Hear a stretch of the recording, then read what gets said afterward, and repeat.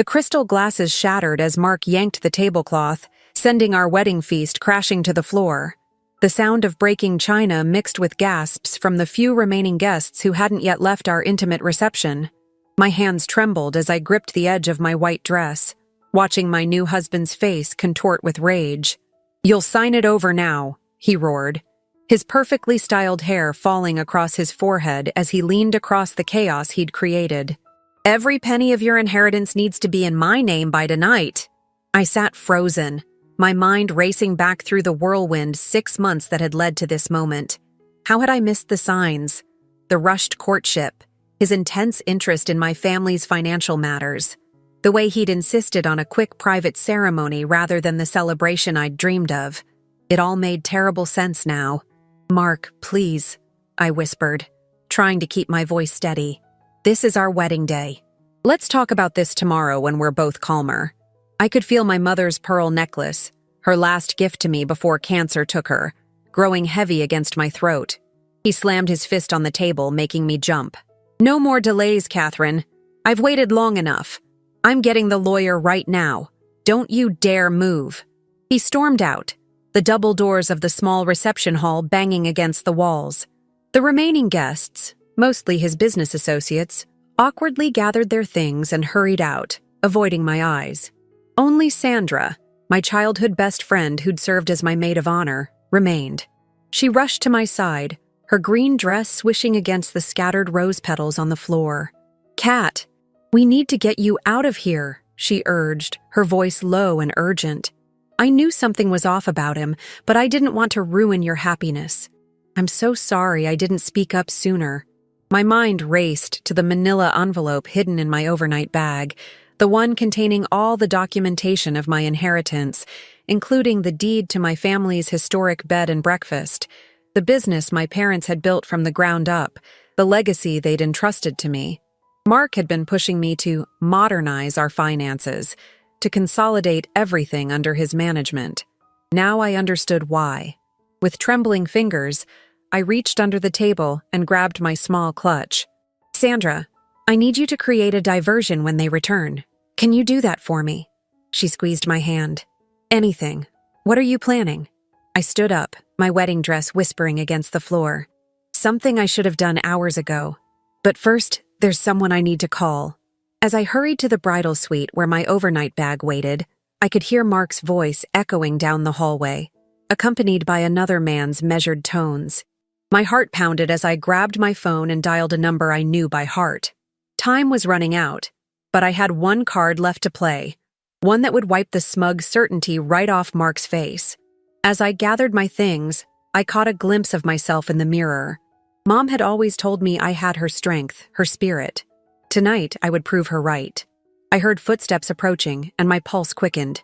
But for the first time since the tablecloth crashed to the floor, I felt something beyond fear. Determination. Mark thought he had orchestrated the perfect trap, but he was about to learn that he had underestimated the wrong woman. As I gathered my essential documents and a change of clothes, memories of the past 6 months flashed through my mind like a twisted slideshow. The charming smile Mark had worn when we first met at my family's bed and breakfast now seemed like a carefully crafted mask. I'd been struggling to keep the business afloat after losing both my parents within a year of each other. Mom's cancer had been swift and brutal, and Dad, well, his heart simply couldn't bear the loss. The historic Victorian mansion they'd lovingly restored had been my childhood home, and now it was my responsibility, along with the mounting maintenance costs and declining bookings. Mark had appeared like a guardian angel, checking in as a guest during the off-season. He claimed to be a business consultant taking a break from the city, but now I wondered if he'd researched me long before booking that room. He'd seemed so genuinely interested in the property's history, in my stories about growing up there. When he offered business advice, it felt natural, helpful, not the calculated grooming it really was. "The hospitality industry is changing," he'd said over coffee one morning, his blue eyes intense with concern. "You need to adapt, or you'll lose everything your parents worked for." I zipped up my bag, fighting back tears as I remembered how he'd slowly woven himself into every aspect of my life. The casual suggestions about modernizing the business turned into lengthy discussions about joint ventures. The romantic dinners were peppered with talks about financial security. Even his proposal, just 3 months after we met, had come with a speech about combining our strengths to build a legacy. Sandra appeared in the doorway of the bridal suite, her face tense. "He's coming back with someone who looks like a lawyer. What's the plan, Kat?" I pulled out my phone and showed her the text I'd sent earlier. Her eyes widened as she read it. "You're sure about this?" she whispered. I nodded, slipping off my heels and putting on the flat shoes I'd hidden under my dress. More sure than I was about saying "I do" 2 hours ago?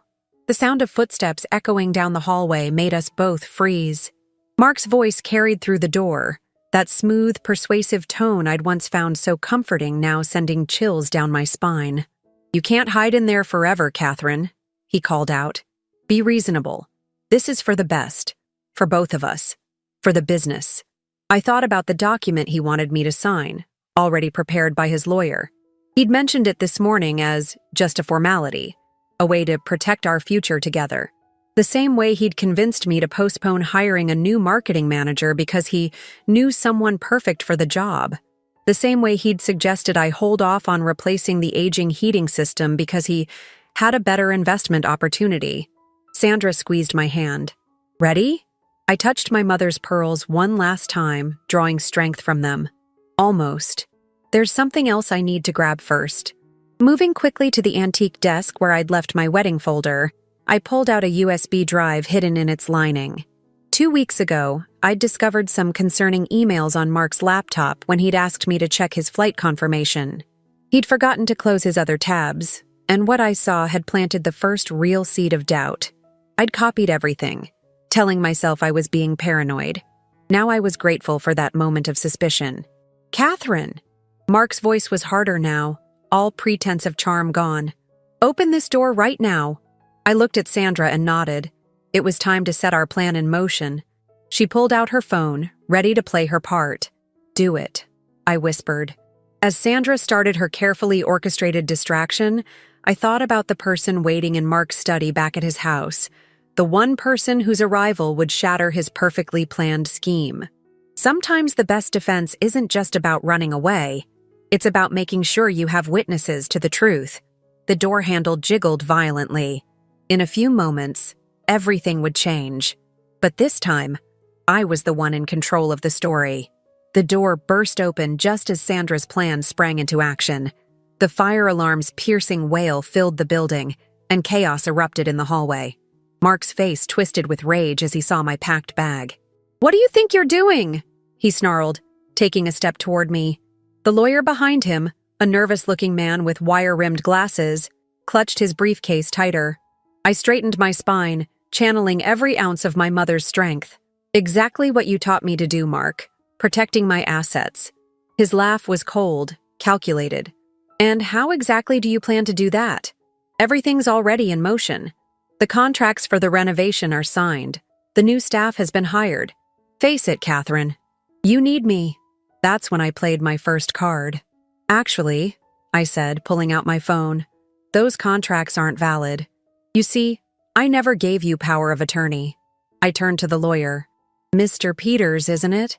I believe you'll find that your firm has been processing paperwork based on forged signatures." The lawyer's face went pale. "Mr. Henderson, you assured me—" "She's lying," Mark snapped, but I could see the first flicker of uncertainty in his eyes. "Show her the papers, now!" As Mr. Peters fumbled with his briefcase, I continued. "I've already spoken with the contractors. Funny thing about small towns, people talk, especially when someone claims to be acting on behalf of a beloved local business without proper authorization." Sandra stepped forward, her phone recording everything.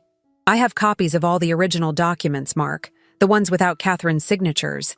The ones where you tried to redirect the B&B's accounts to your personal holdings." Mark's composure cracked further. "You stupid woman," he hissed at me. "You have no idea what you're doing. That place is falling apart. The loans, the taxes, you'll lose everything without my help." I felt a calm settle over me as I reached into my bag. "That's where you're wrong. Again. Did you really think I wouldn't notice the discrepancies in the books? The way money was being siphoned out of the business accounts?" His face went white. What are you talking about? The same thing your previous wife is probably talking about right now with the FBI agent in your study. The bomb had dropped. Mark staggered back as if I'd physically struck him. What did you say? Rachel sends her regards, I said softly. She was very interested in the pattern she noticed when she saw my engagement announcement. The same pattern that cost her family's restaurant 3 years ago. A whirlwind romance, a rushed wedding, suspicious financial transfers. The lawyer was already backing away, clutching his briefcase like a shield. Mr. Henderson, I think we should continue this discussion after consulting with— Shut up, Mark roared, his carefully constructed facade completely shattered. He lunged toward me, but Sandra was faster, stepping between us as the sound of sirens grew louder outside. I wouldn't, she warned, her phone still recording. The police are already on their way. Something about suspected fraud and potential domestic violence? I watched as the realization dawned in Mark's eyes. He'd been outplayed at his own game, but I wasn't finished yet. Reaching up, I unclasped my mother's pearls. You know what the funny thing is? I said, my voice steady despite my racing heart.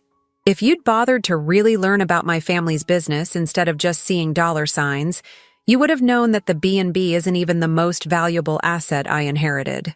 The confusion on his face would have been comical if it weren't so tragic. What are you talking about? My mother's family owned half the historic district, Mark. The B&B was just their passion project. The real estate holdings are all in a trust that you couldn't have touched even if I had signed your papers. I smiled sadly. But you were too busy plotting to notice that the woman you married was more than just a struggling innkeeper. The sound of footsteps thundering up the stairs signaled the arrival of the police. As they burst into the hallway, I saw another familiar face among them, Detective Sarah Martinez, my mother's best friend and my godmother. Perfect timing, I said, watching as Mark's world crumbled around him. I believe everyone's here now for the real reception. The next few hours passed in a blur of police statements and quiet conversations in separate rooms. I sat in what had been meant to be our wedding suite, my white dress now a symbol of bullets dodged rather than promises made. Detective Martinez sat across from me, her familiar presence bringing both comfort and painful memories of my mother. You did good, kid, she said, closing her notebook. Real good. But I need to know, when did you first suspect something wasn't right? I smoothed my skirt, buying time to organize my thoughts.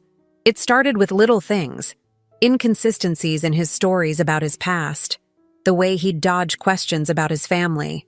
But the real turning point came 3 weeks ago. I thought back to that rainy Tuesday afternoon. I'd been going through old photos for a heritage display at the B&B when an email notification popped up on my laptop. It was from an unfamiliar address with just a single line. Before you marry Mark Henderson, we should talk. Rachel's email. Sarah nodded.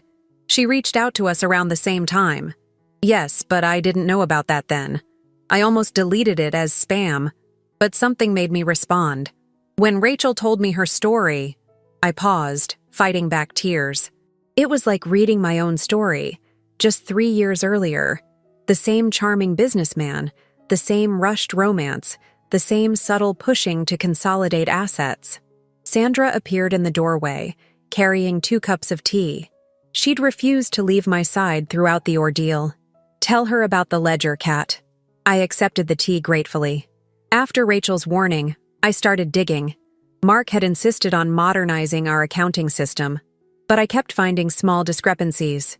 Money being moved between accounts in ways that didn't make sense. When I pretended to be completely clueless about business matters, he became less careful about hiding his tracks. Classic predator behavior, Sarah commented. They get cocky when they think they've found an easy mark. I smiled grimly. He forgot that I grew up watching my parents run this business. Mom made sure I understood every aspect of it before. I swallowed hard. Before she got sick.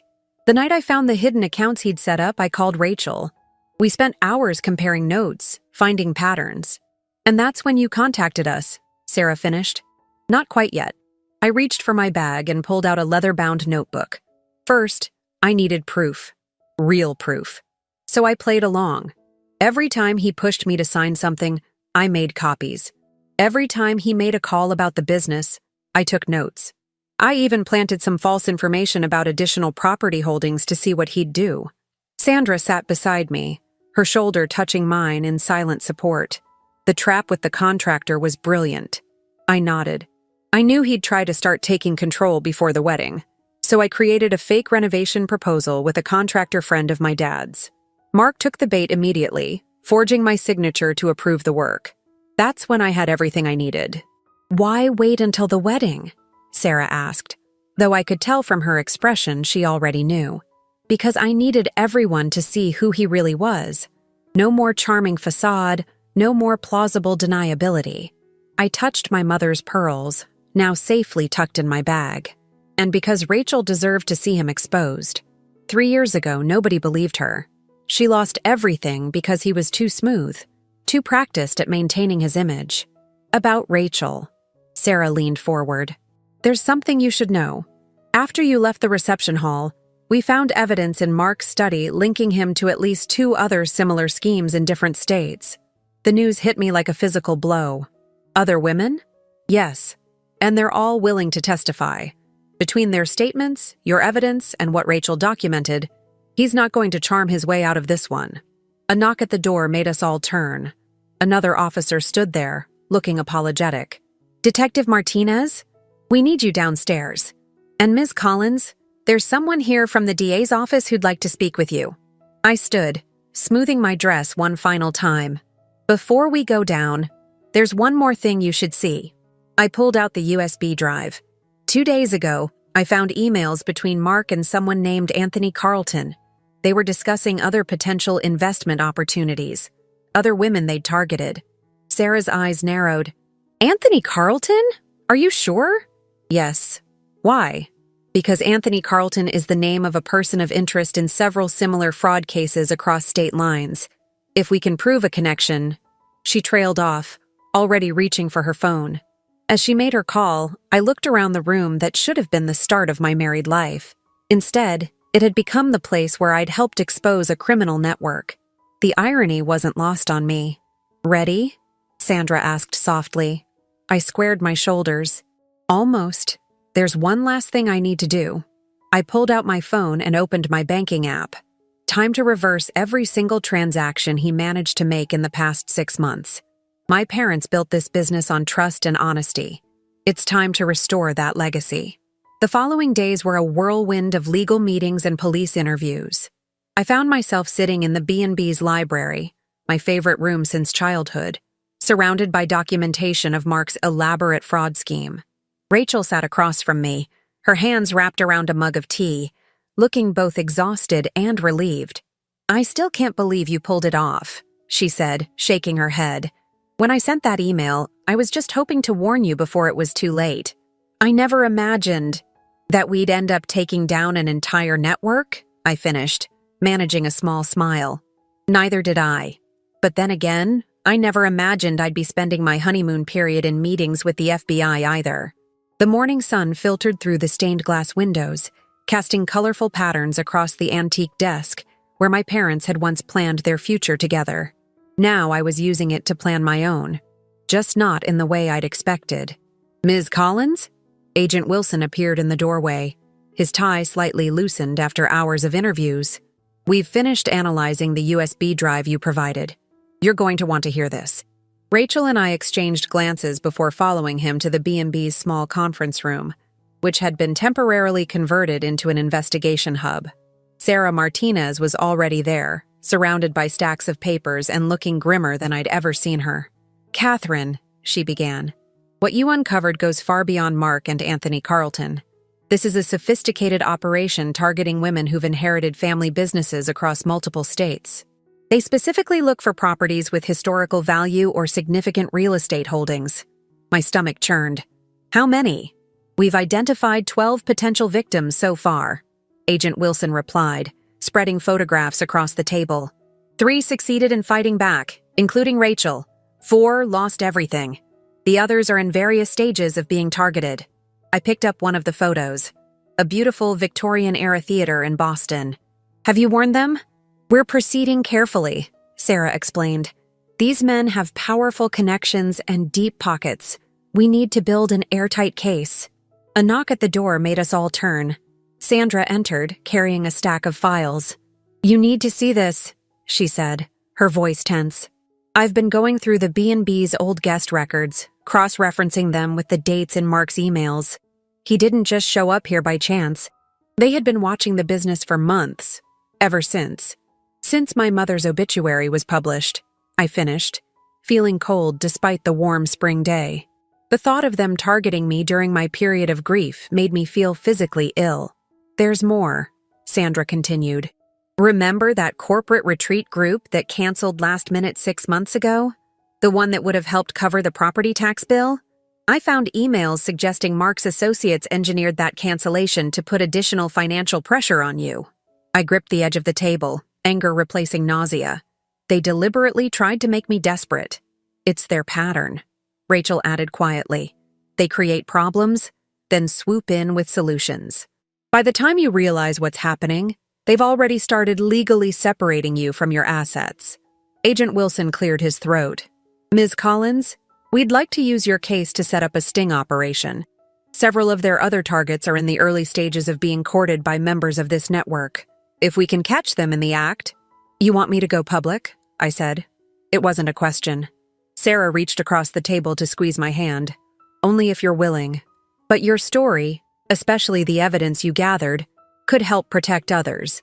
I looked around the room at the faces of these people who had helped me escape a nightmare. Then my eyes drifted to the photo on the wall. My parents on the day they opened the B&B, their faces glowing with pride and hope. "I'll do it," I said firmly. "But on one condition. We don't just expose the fraud. We create a support network for women like us." I gestured between Rachel and myself. "A way to share information, resources, and warnings." Rachel's eyes lit up. "Like an early warning system?" "Exactly. These men prey on women when they're vulnerable, when they're dealing with loss or struggling to maintain family businesses. They isolate us, make us feel like we're alone. So let's change that." Sandra was already pulling out her laptop. "I can set up a secure website, something that looks like a business networking group on the surface, but actually, a fortress," I finished. "A way for women to protect what they've built." Agent Wilson nodded approvingly. "We can provide guidance on making it secure, ensuring any warnings can be verified to prevent false allegations." As the discussion continued, I felt something I hadn't experienced since finding Rachel's email: hope. Not just for myself, but for all the women who might be spared what we'd gone through. "There's one more thing," Sarah said, pulling out a final document. "We found this in Mark's home office. It's a list of potential targets for the next 6 months." I took the paper with trembling hands, scanning the names and locations. Each one represented a woman who, like me, had no idea what was coming. "Well," I said, straightening my shoulders, "I guess we have work to do." A month after what should have been my wedding day, I stood in front of the B&B's ornate mirror, adjusting my blazer. Today wasn't about the past. It was about the future. The historic dining room downstairs was set up for our first Business Women's Network meeting, a cover for what we'd come to call the Guardian Circle. "Everything's ready," Sandra announced, tablet in hand. "We have 7 confirmed attendees, all vetted by Sarah's team. 3 are current targets of the network, 2 are previous victims who've rebuilt their lives, and 2 are legitimate business owners who can provide professional support." I touched my mother's pearls, now a symbol of strength rather than loss. "And the security?" "FBI agents posing as staff. Plus our new security system is fully operational. Nobody gets in or out without being logged." The precautions might have seemed excessive, but we'd learned the hard way that Mark's organization didn't take defeats lightly. Just last week, someone had tried to hack our newly established support website. Instead of finding vulnerable women's information, they'd walked right into an FBI cyber trap. "Ms. Collins," one of the undercover agents appeared at the door. "Your first guest has arrived, and there's something else you should know." I followed him to the security room we'd set up in what used to be the B&B study. Sarah was already there, reviewing footage from our external cameras. "Look who just parked across the street," she said, pointing to a sleek black car. My heart skipped a beat. "Anthony Carlton. He's getting bold," Sarah muttered. "Or desperate." Either way, this might be the break we need. Over the past month, we'd uncovered more about Carlton's role in the organization. He wasn't just Mark's partner. He was the architect of their entire operation. While Mark and others like him played the charming suitors, Carlton managed the financial side, creating elaborate schemes to transfer assets and hide their tracks. "Should we cancel the meeting?" Sandra asked. I watched the security feed as more cars arrived, carrying women who'd traveled from different states, each carrying their own story of near misses or hard-learned lessons. "No, we're done hiding." In fact, a plan began forming in my mind. "Catherine," Sarah warned, recognizing my expression.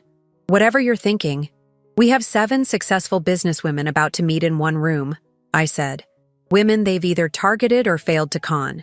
What better way to smoke out their whole operation than to let them think we're vulnerable?" Rachel, who'd been quietly observing, stepped forward. "She's right. They're watching us anyway. Why not control what they see?" The next hour was a flurry of activity as we modified our plans.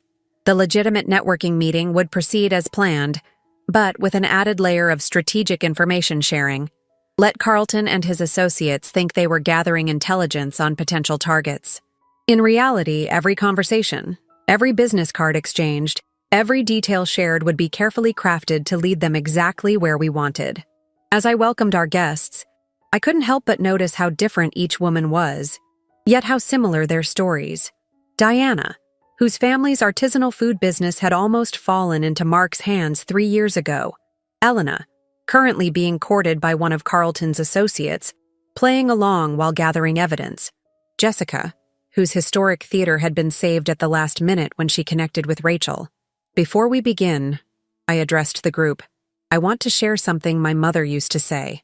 Success isn't just about building something valuable. It's about protecting what matters." I glanced at the window, knowing Carlton or his associates were likely watching.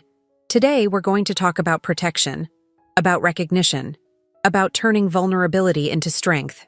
As the meeting progressed, I watched these remarkable women share their experiences, their warnings, their triumph stories.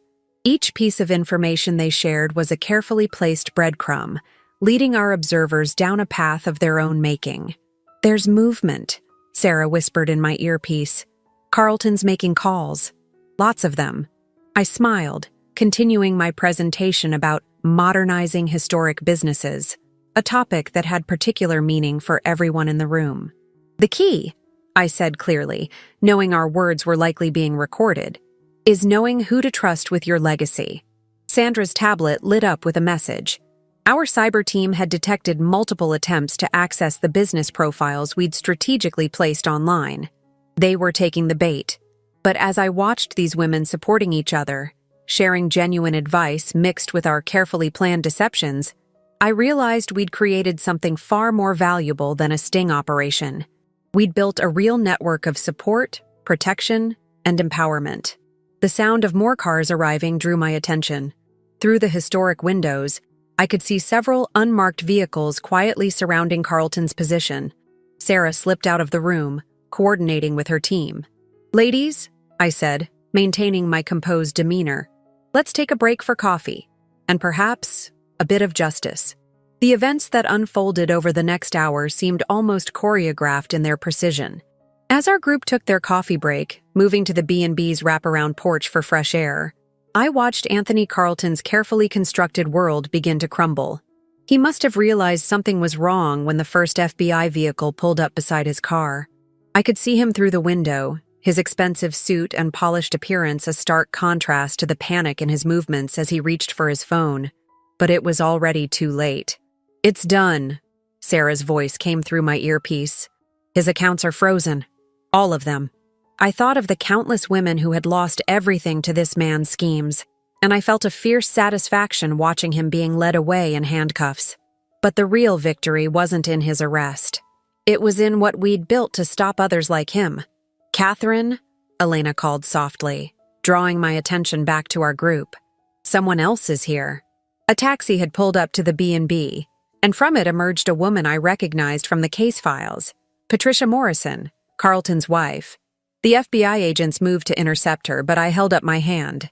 "Let her through," I said. I'd learned enough about their operation to know that not everyone who seemed complicit was a willing participant. Patricia walked up the porch steps, her designer handbag clutched tight against her chest. Her eyes were red-rimmed but determined. "I have something you need to see," she said, pulling out a thick folder. "Everything. Every scheme, every target, every offshore account. I've been collecting it for years, waiting for someone to finally stop him." Rachel stepped forward, her face soft with understanding. "You were trapped too, weren't you?" Patricia nodded, tears spilling over.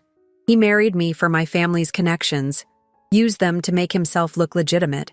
When I figured it out, he made sure I knew exactly what would happen if I ever spoke up." I guided her to a seat, signaling Sandra to bring another cup of coffee. "You're safe now. And what you've brought us, this could help protect countless others."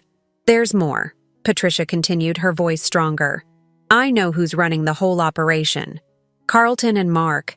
They're just the public faces. The real boss is someone none of you would suspect." Before she could finish, a commotion erupted at the front gate. A familiar figure was arguing with the security team. George Whitman, the city's most prominent real estate developer and, I suddenly realized with crystal clarity, the man who'd first introduced my parents to their accountant 15 years ago. "He's trying to delete files remotely," one of the cyber team members reported through our earpieces. "But we've got everything backed up." I watched as understanding dawned on Sarah's face. "Whitman. He's been orchestrating this for decades, hasn't he?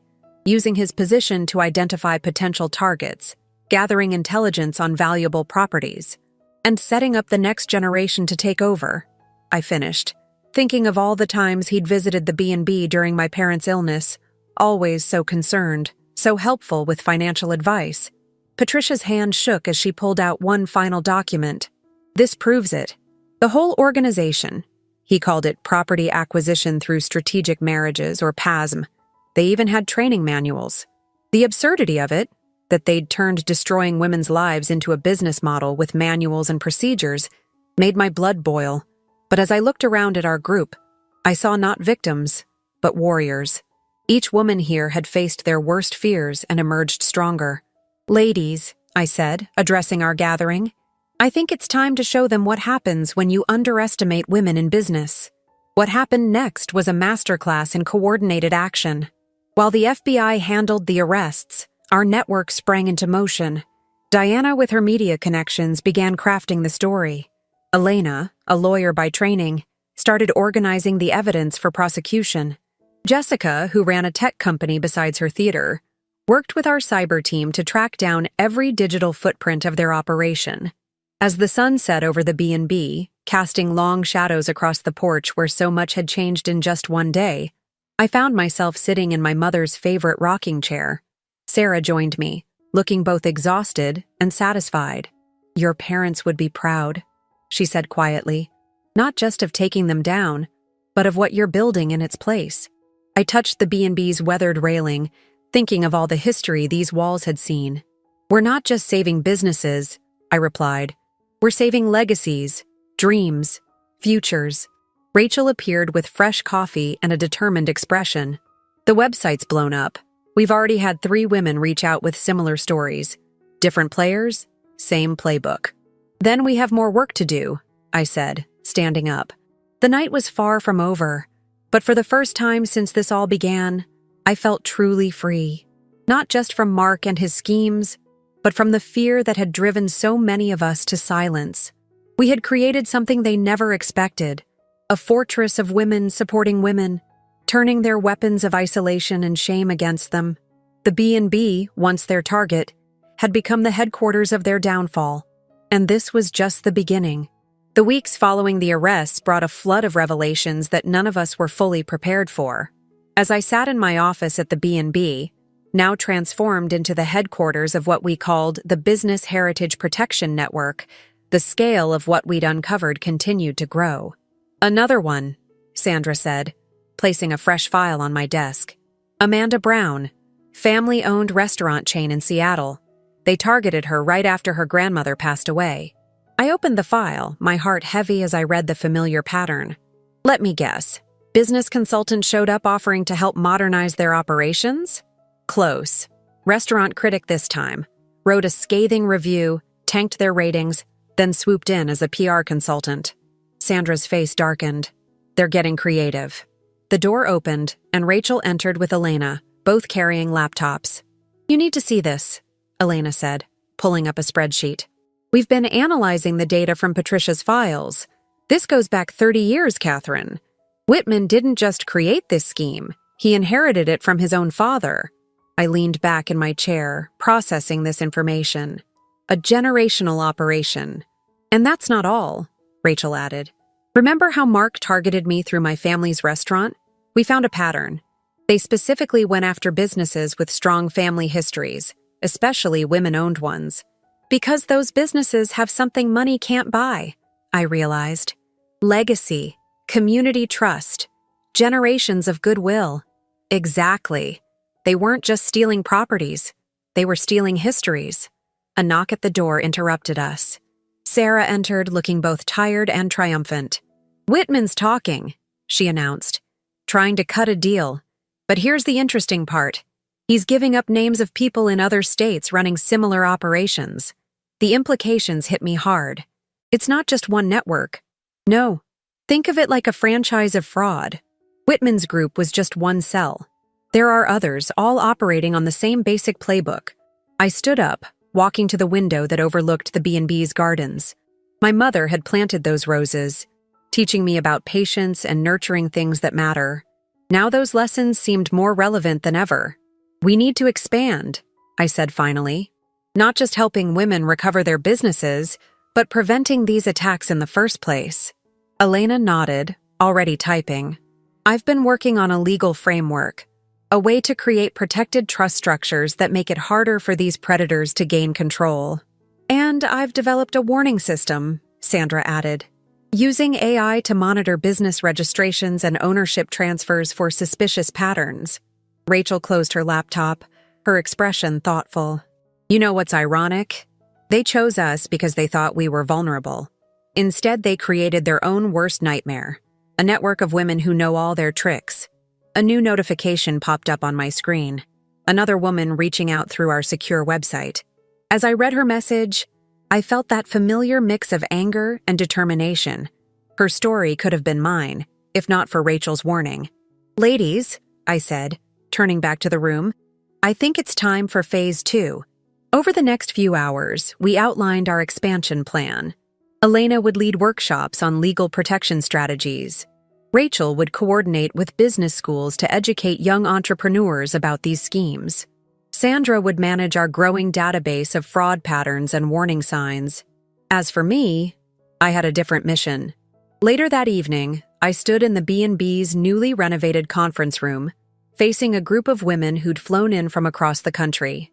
Some were survivors, others current targets playing along while gathering evidence. All of them were ready to fight back. When I inherited this place, I began, I thought I was just getting a building. But my parents left me something far more valuable. They taught me that true legacy isn't in the property itself, but in what you do with it. I touched my mother's pearls, drawing strength from them as I continued. Each of us here has faced someone who tried to steal not just our businesses, but our heritage. They saw our moments of grief or transition as opportunities to exploit. But they made a crucial mistake. Moving around the room, I met each woman's eyes, seeing in them the same fire that had driven me to fight back. They thought isolating us made us weak. Instead, it showed us exactly what we needed to build, a community that turns their weapons against them. The room hummed with energy as these remarkable women shared ideas, strategies, and support. A real estate agent who'd discovered her broker was part of a similar ring in Miami. A gallery owner who'd narrowly escaped a scheme targeting art dealers. A third-generation bookstore owner currently gathering evidence on a network targeting historic businesses in Boston. As I watched them work, I realized we'd created something unprecedented, a countermeasure to decades of organized fraud. But more than that, we'd built a sisterhood of support and strength. My phone buzzed with a text from Sarah. Whitman gave up 3 more networks, ready to expand interstate? I smiled, thinking of all the women we could help, all the legacies we could protect. Always, I texted back. The sun was setting over the B&B, casting a warm glow through the stained glass windows my parents had lovingly restored. In its light, I saw not just my own triumph over Mark's schemes, but the beginning of a movement that would ensure no other woman had to face these predators alone. We had turned a wedding day betrayal into a fortress of protection, a network of strength, and a legacy of justice. And we were just getting started. 1 year to the day after my almost wedding, I stood in the B&B's grand entrance hall, watching as women from across the country filed in for our first annual Legacy Protection Conference. The old house seemed to glow with purpose, its restored Victorian splendor now a symbol of resilience rather than vulnerability. Final headcount is 312, Sandra reported, tablet in hand. We had to turn people away. Next year, we might need a bigger venue. I smiled, remembering how this all started. From a bride running away to hosting a national conference, Mom would never have believed it. Oh, I think she would, Sarah said, joining us. She was no longer here in an official capacity. She'd taken a special assignment heading a new FBI task force dedicated to investigating marriage fraud schemes. Your mother always said you had her spirit. The morning's keynote session was about to begin. Rachel would be speaking first, sharing her story and introducing our new initiative, a nationwide educational program for women entrepreneurs. Elena had developed the legal curriculum, focusing on protecting family businesses through multiple generations. As I prepared to take the stage, I caught a glimpse of my reflection in one of the antique mirrors. I was wearing my mother's pearls, but everything else about me had changed. The woman who had almost signed away her inheritance was gone, replaced by someone stronger, wiser, and more determined. Before I introduce our first speaker, I began, addressing the packed room. I want to share something with you. 1 year ago, I thought I was living a romance story. I was wrong. It was actually a heist story, and I was meant to be the mark. A knowing murmur ran through the crowd. Every woman here had either experienced something similar or knew someone who had. But here's what our would-be thieves didn't understand. When you target women who have built, inherited, or protected family businesses, you're not just going after property or money. You're going after generations of dreams of sacrifice, of love. I paused, letting my gaze sweep across the room. In the past year, our network has helped expose 12 fraud operations in 8 states. We've prevented 37 attempted takeovers of family businesses. We've helped recover assets worth over $40 million, but our real achievement isn't in the numbers.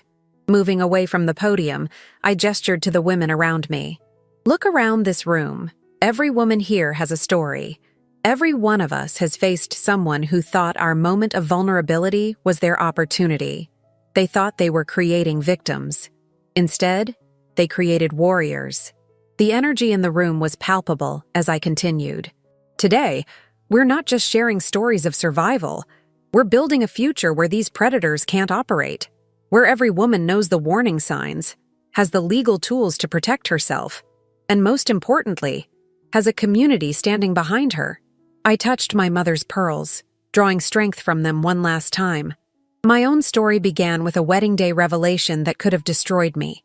Instead, it revealed something our opponents never expected, that we are strongest when we stand together. As I introduced Rachel, I saw Patricia slip into the back of the room. After turning state's evidence, she had become one of our most valuable advisors, helping us understand and dismantle the very network that had once trapped her. She gave me a small nod. Another operation had been exposed. Another woman saved from the fate I had narrowly escaped. The day unfolded with workshops, strategy sessions, and networking opportunities. But the most powerful moments were the quiet ones. Women exchanging contact information, sharing resources, forming bonds that would protect them far better than any legal document could. As the sun set on our first conference, I found myself back in the library where this journey had begun. Sandra, Rachel, and Elena joined me, each carrying a glass of champagne. "To the worst wedding that never happened," Rachel toasted, making us all laugh. "To the best network that did," Elena added. I raised my glass, thinking of all we had accomplished and all that still lay ahead. To every woman who ever had to start over, I said softly, and to making sure fewer of us have to. Later that night, after the last guest had left, I walked through the quiet halls of my family's B&B. Every room held memories, both of my parents and of the past year's transformation. In the front parlor, where Mark had first charmed his way into my life, we now held weekly support group meetings. The dining room, where he'd thrown our wedding feast to the floor, had hosted strategy sessions that helped take down 3 fraud networks. I opened my laptop one last time to check our secure message board. A new post caught my eye. "I think I'm being targeted. Same pattern you all described. What do I do first?" Without hesitation, I began to type. "First, know that you're not alone. We're here, we believe you, and we know exactly what to do next. Welcome to the sisterhood." The B&B creaked gently, a sound that had comforted me since childhood. But now it seemed to speak not just of history, but of purpose. This place was more than just my inheritance. It had become a beacon of hope, a fortress of strength, and a testament to the power of women protecting women. My almost wedding day had been meant to mark the end of my independence. Instead, it had become the beginning of a movement. And as I looked toward the future, I knew that every woman who found her way to our network would help write the next chapter of this ongoing story of triumph, resilience, and transformation.